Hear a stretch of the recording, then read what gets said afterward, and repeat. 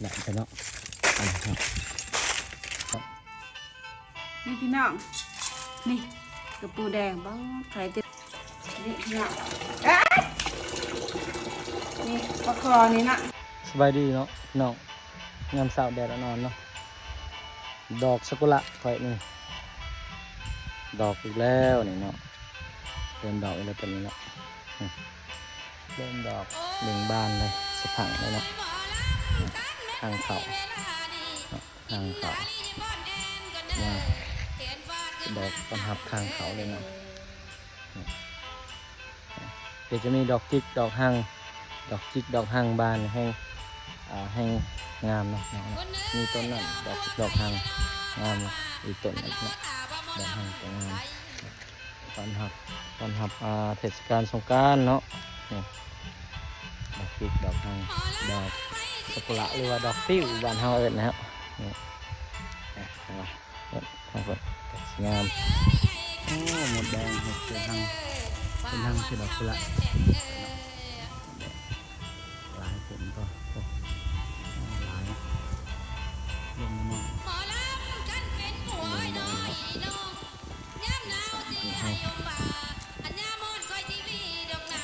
ไปออกบานกำลังจูมเลยนะกำลังจูมอันนี้ก็คือบ้านสวนเขาเนาะคือธรรมศาสตร์ดอกไม้ไทยเนาะดอกไม้ที่เขาปลูกไว้ให้ชมเองนะ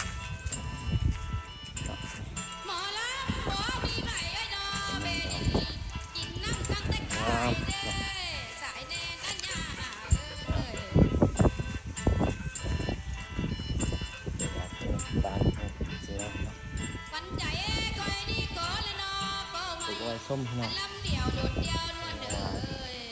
บรรยากาศเราสีสวย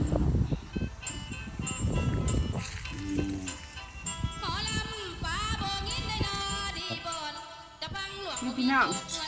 นี่กระปูแดงบ้างไข่เต็มท้องตัวนี้ก็เต็มไข่ออกหนอกเลยยังโอ้แกงสีซานนี่จะตกเนี่ยขายนิดหน่อยก็ขายนี่ตัวโหขายลายมีกระปูหน้ามันมีขายสบายดีพี่น้องมื้อนี้อยู่ครัวคือเก่าเนาะพี่น้องเนาะมียังสุกินพี่น้องนี่เมนูมื้อนี้เนาะเมนูตอนเช้านี่ไข่มดแดงพี่น้องนี่ไข่มดแดงเนาะ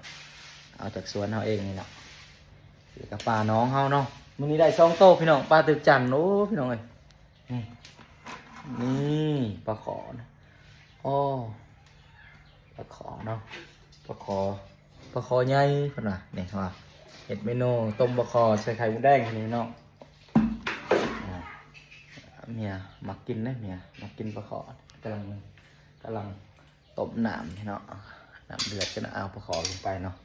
เมนูตอนเช้ามันนี่พี่เนาะแจมรีวิวเองอย่างนี้นี่พี่น้องนี่ปลาคอนี่นะตัวผูนี่ตัวนี้ตัวแบบหน้าตัวมันก็แมนตัวมันข้าวหอยยำไข่กะมีไข่ด้วยตัวแบบเป็นตัวแม่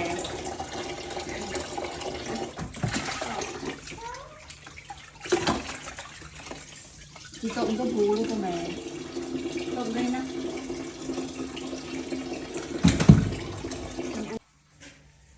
นี่มาทานมันที่สมกำลังคิดเห็ดเมนูต้มปลาคอใส่ไข่มดแดงเนาะไข่มดแดงใส่เบกเลยดูเห็ดของกินกันปลาคอมี2ตัวเลยพี่น้องจะเอาตัวหนึ่ง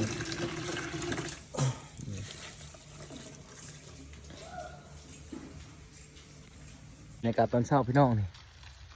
เอาหัวใจไข่ไปใส่ต้มปลาคอก่อนเนาะ นี่พอจะไข่ก็บ่อึดบ่อยากคนเต็มเนาะ FC บ่ได้กลับไปไกลมากก็จะได้พอจะไข่ไปใส่ต้มนั่นต้มนี่เนาะบ่ว่าจะเป็นต้มไก่ต้มหยังก็มาเอาเด้อ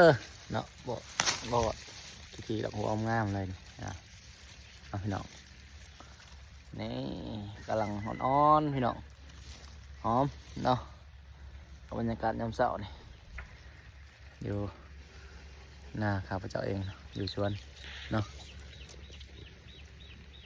คนเห็ดปลาคอจะกินนี่เนาะเมนูต้มปลาคอมัน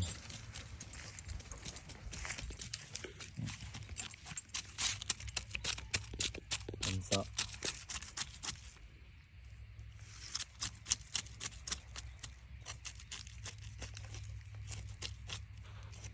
ใส่มันต้มกินใส่มันปลาคอ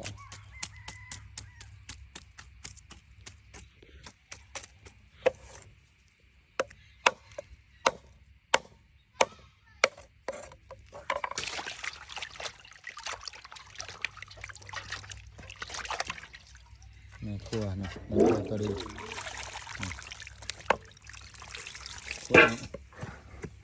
ครัวอะไรมัน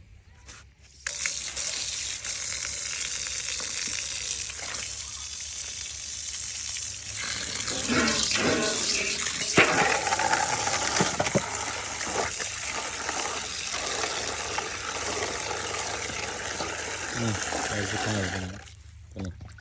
ชุดไทยตัวนี้ก็ใส่ต้มบะคองแล้วเนาะใส่ชุดไทยบอกพี่น้องมาลุ้นกันมันเป็นตัวแม่มันเนาะตัวแม่เนาะจะบอกเนาะนี่ กำลังจ่อ เราว่ามันทึกมัดนี่กันเราก็จักได้ว่าตัวไข่ตัวบะไข่ตัวคู่ตัวแม่สำหรับคอยในมีตะกิน กำลังจ่อขายเห็น ไข่เนาะอันนี้ก็สิไปช่วยหน่อยจังหน่อยไปเวียดช่วยหน่อยจังหน่อยพี่น้องเพราะว่าพากันเห็ดต้มบะเขากินนี่เนาะบรรยากาศตอนเช้าเนาะใส่มัน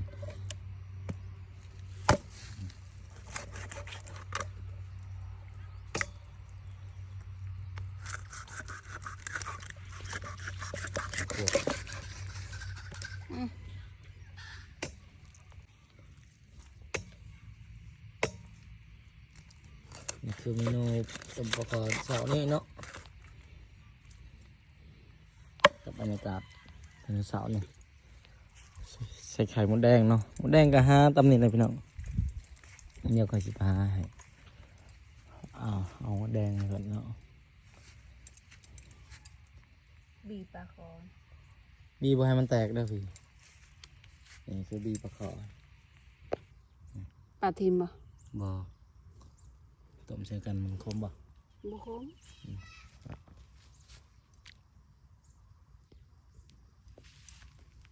นี่คือเมนูปลาขอมื้อนี้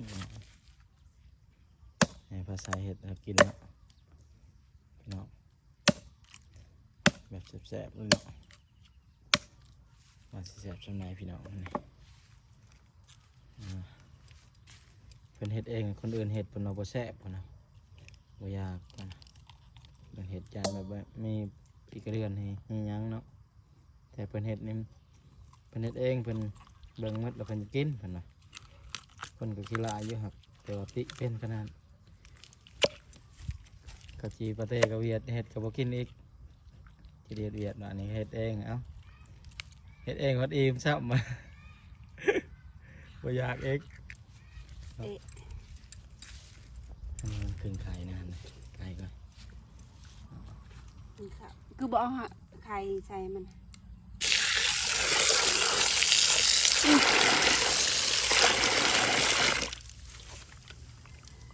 แหล่พุ่งมันก่อน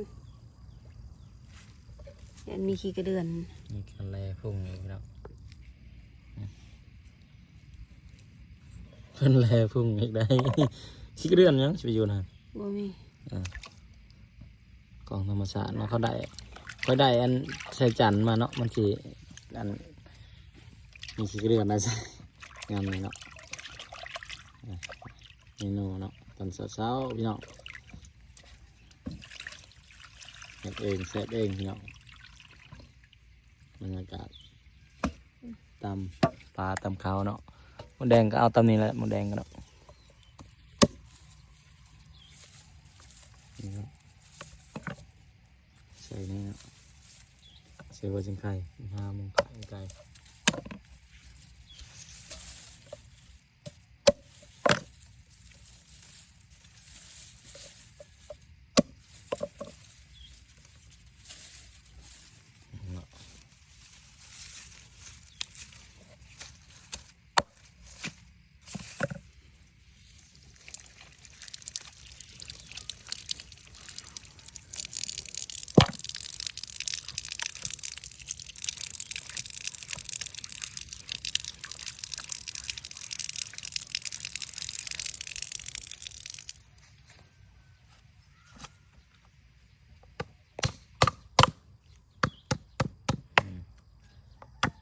เห็ดเป็นพี่น้องนี่ครับเห็ดแซ่บชุบก่อนหัวจังไข่ก่อนให้กินหัวจังไข่เอามาใส่ปลาคอเนาะจะมีรสชาติเนาะ ไปใส่ อันนี้คือในใส่หม้อได้เลยพ่อนะเอาหัวจังไข่ใส่ก่อนพ่อนะพี่น้องแรกๆเนาะไข่ก็ขึ้นมาจากหน่อยเนาะก็เอาหัวจังไข่ลงไปเนาะลงไปเลยเนาะรวบไว้เนาะเมนูปลาเนี่ยต้องใช้น้ำล้างเนาะใส่เลยเนี่ยมันจะเป็นข้าวๆพี่น้องต้องใส่น้ำล้างเพิ่นว่าเอาข้าวใส่น้ำนะพี่ข้าวเหนียวเอาเลยนะนี่เพิ่นเอาสักข้าวเหนียวลงไปก่อนนี่เห็นเนาะสูตรเพิ่นดอกนะ ใครมีสูตรยังก็คอมเมนต์มาเนาะพี่น้องอันนี้สูตรอันไม่ภาษานี่คืออันนี้เอาลงน้ำล้างเนาะปลาคอนี่แล้วก็เอาหัวจังไข่กับอันขาวนี่ลงไปก่อนเนาะสูตรไม่ภาษาเนาะยังมีอีกตัวหนึ่งเป็นสิเห็ดขนมติกมืออื่นเนาะ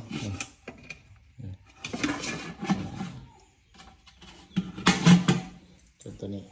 เห็ดตัวนี้ก่อนเนาะเสียบไข่มดแดงมาใส่จังเนาะเป็นเอาหัวผักบัวใส่น้ำผักบัวใส่ต้มปลาเนาะผักบัวแห้งเพิ่นแต่พักเพิ่นก็ลายดอกปุ๊บเพิ่นหมักใส่หัวผักบัวได้นะผักบัวเองใบผักบัวก็มีใบจะเป็นมะพริกมะเขือเนาะเกลือนี่กำลังนี่มะเขือเทศกำลังอ่อนๆเนาะแต่มะเขือเฮานี่ก็มีนี่เอามะเขือกินกับแจวเนาะเขือน้อยตัวนี้แม่มะเขือใหญ่นะพี่น้องมะเขือน้อยมะเขือเพาะก็เอิ้นว่าผักกาดผักหยังมีมันนะนี่ครับต่างนานาเนาะในสวนมีครบเนาะพอได้กินพี่น้องมันไม่หดมัน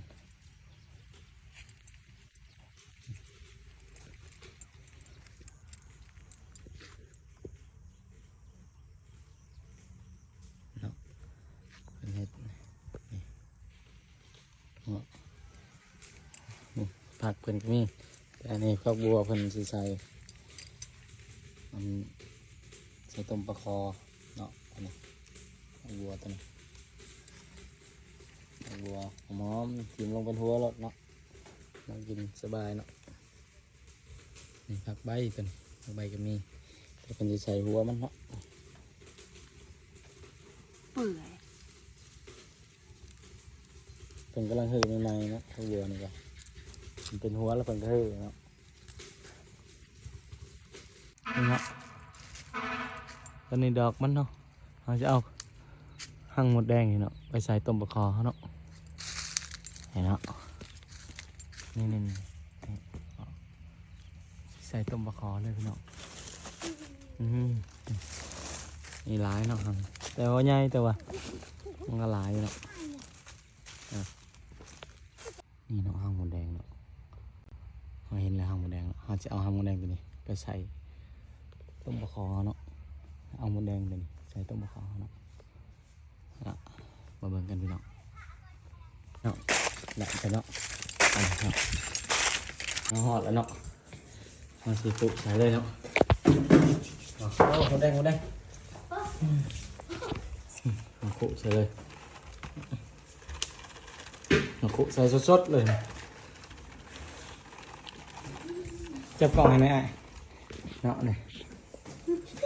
คุใส่สดๆเลยโอ้ไข่มดแดงมั้ยนี่คือไข่มันเนาะ ใส่ตัวป้ายมันเลย นี่ตัวไข่มันเนาะ ใส่เป็นอะไร สิทิมสิเจาะลงเลยเนาะใส่ลงเอาบวงมากับเนาะเอานี่เนาะไข่มดแดงเอาลงไปเลยเนาะจับ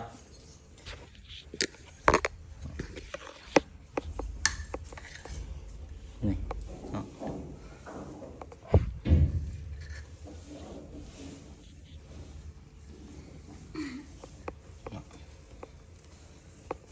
เอาสันนี่เนาะสันนี่ไปก่อนเนาะนี่สันนี่ก็สมแล้วเนาะสันนี่ก็สมแล้วเนาะสมพอแล้วเนาะสันนี่พี่น้องเนาะแซ่บๆเลยโอ้หมดแดงครบพี่น้องเลยนี่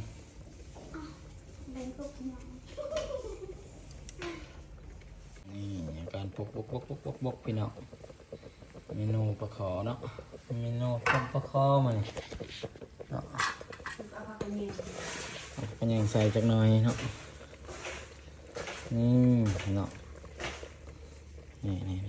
จะหน่อยกระสุกจะกินเลยเนาะนี่พี่น้องแม่ครัวบนดาขาดบ่ได้ผักคะแนงเฮาดอกแห้งๆนี่เนาะพี่น้องแม่ครัวบนดาต้องใส่เนาะต้องใส่ต้มปลาขอเนาะต้องใส่เนาะเปิดให้นี่ให้ใส่ลงไปพี่น้องหอมคะแนงเนาะใส่ลงไปกดไว้รอเลยพี่น้องอันนี้กินได้พี่น้องมันบรรยากาศพันขลุ่นเนาะขลุ่นเลยแซ่บๆพาติดตามส่องกันเลยเนาะพี่น้องเคยไต่ไผ่สวรรค์เนาะเคยไต่ไผ่สวรรค์เป็นยังจังหวะเคยไต่ไผ่สวรรค์พิมพ์ภาษาไทยเคยไต่ไผ่สวรรค์เนาะพี่น้องมันจะขึ้นมาเลยนะเห็นรูปแม่ภาษาแล้วก็ขอภาษาอยู่น้ำกันเนาะกดติดตามนั่นเด้อพี่น้องเนาะทาง YouTube เนาะ YouTube Channel เฮาเนาะนี่เอาตักขึ้นมาเลยบรรยากาศเป็นตะกินบ่เนาะนี่พี่น้องตักตอนขึ้นมาให้ FC เบิ่งเนาะโอ้นี่ เปื่อยแล้ว มันจะเปื่อยแล้วพร้อมกินเนาะพี่น้องพร้อมกินเลยเนาะเหมือนอยู่ครัวกับแม่ภาษาจะเอาลงทาง YouTube เนาะมีผักคะแยงแล้วก็มีไข่แดงลงไปโอ้ต้มปลาขอมันก็สุดยอดจังซี่เลยพี่น้องเนาะอาหารบ้านเฮาเนาะอาหารบ้านเฮาช่อง YouTube เฮาแล้วก็ช่องแม่ภาษาก็คือผ้าใสเนาะติดตามเพิ่นผ้าใสเขียนภาษาไทยว่าผ้าใสเนาะตามเพิ่นสิเอาขึ้นให้เนาะสิเอาขึ้นให้เบิ่งส่วนทางแฟนเพจคอยกับพอตะแอะทีเคเนาะภาษาไทยพอตะแอะทีเคกดติดตามนี่นะพี่น้องเลยนี่เนาะคือ2อาร์คิเทคเตอร์เฮาเนาะยังบ่ผ่านการรายได้อีหยังดอกเนาะบ่ผ่านสร้างการ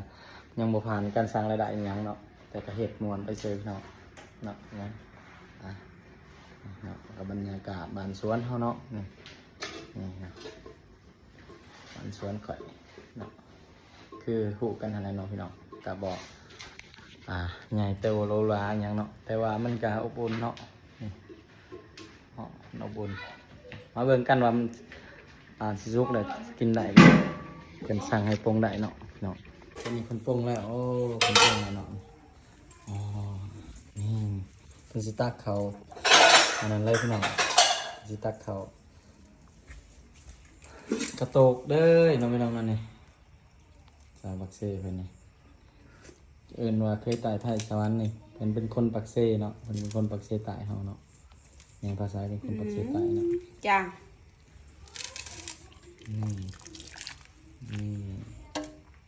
ใส่เนาะมาใส่ไปแล้วนี่ใส่มันของหมักไม่ภาษาใส่มันเนาะมาเด้อทุกคน FC ลาวไทยเนาะเป็นน้องกันนี่ของแซ่บ กับแจวเนาะ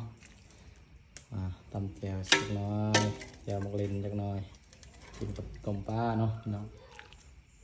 พอได้เนาะสำนี่แหละใส่กระโตกกันเลยพี่น้อง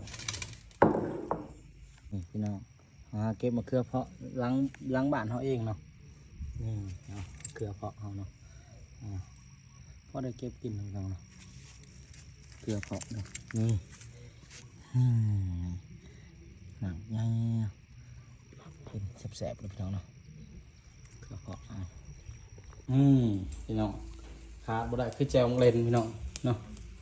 งามเช้าๆเนาะนี่เลน2 หน่วยพ่อนะพี่น้องบ่เอาหลายเนาะนี่ละสิครัวพริกลงไปใส่น้ำเนาะมันแสบๆเนาะมีฝักบัวให้เนาะมาใส่แจวพี่น้องมีผักหอมเปาะน้ำเนาะเก็บผักหอมเปาะมาใส่แจวนี่แหละเนาะฝักหอมเปาะหลังคั่วเอาเนาะพี่น้องแสบๆหมกใส่กันมาจีใส่แจวหมกเด่นเขาเนาะ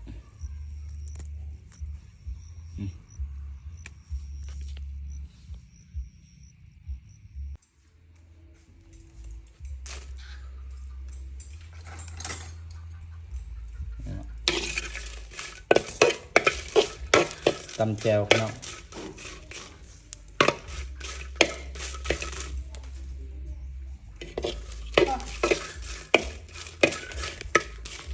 โอ้เอาเลยหนอนแล้วเนาะพี่น้องมานี่เนาะสิมาตำแจวนะพี่น้องมันแหลกใส่กันเลยเนาะ